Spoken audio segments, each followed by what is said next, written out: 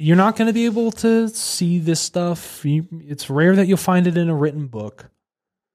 I'm only telling you what's possible with yourself through personal experience and working with others that have also had this experience.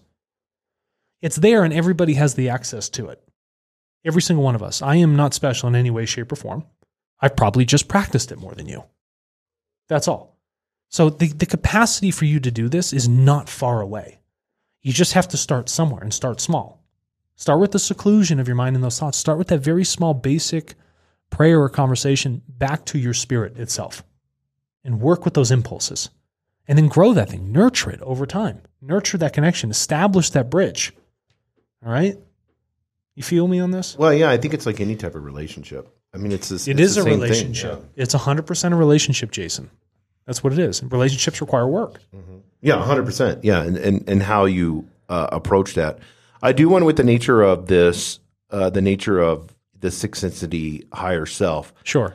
From the perspective of our space-time understanding, the higher self operates, and Raul was even hesitant to say this, but it said he's basically like, you humans will understand this. Yeah. He said we would consider it the future. We would consider it the future. So he looks at it that way. This allows the higher self to have a broad overview of the experiences and lessons necessary for, and we talked about this, the past selves to evolve.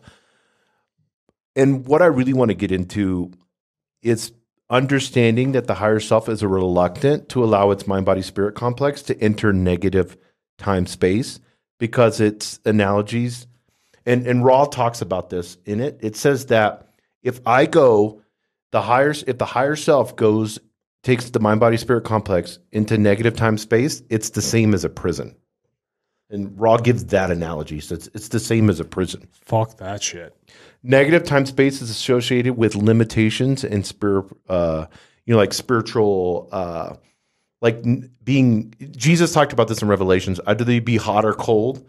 I don't want you to be lukewarm. Lukewarm, I'll spew you out of my mouth. It's like soup. He was making a reference like, you'd rather have like cold soup or hot soup, but like warm soup is kind of. Yeah, it's kind of. And this is the same way. It's like having some type of spirituality, but it's kind of lukewarm. It's kind of It's just middle of the road boring. Yeah. It's not really doing a lot. And this is what the higher self is seeking to avoid. It doesn't want to get into, because it can't relate to that negative. The mid sixth density, there's no service to self. No. That's why it's helping service to others. As you grow in knowledge, say up to the fifth density, okay, you have to amass just as much love with that knowledge to create more wisdom. So the wisest of the wise are closest to creation. It's very difficult to maintain a negatively polarized stance. Yes. Because love becomes a requirement to take those next steps. It is all there, but it's been that great learning material. And so to maintain that polarization is almost impossible. I'm not going to say it's impossible, right? It probably could be done. But I don't think anyone would want to take it at that point. You become so wise, you start to realize what's truly necessary, what's actually important. Now, these conversations, or as Rod would say, this oversoul, and Rod doesn't say it. Rod just coins it how Don Elkins was asking the questions and say, here's how you would understand it. It's like this greater personality. And it said that it's forward in time, right? It's in the future. Mm-hmm. For us, it's easy to understand as human beings, linear formats. This is in the future.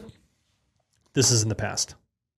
But if you start moving into the realm of time being spherical, much like dealing with a point on a sphere in quantum mechanics or like quantum computations, it's really hard, like in a dimensional sense, for us to understand that.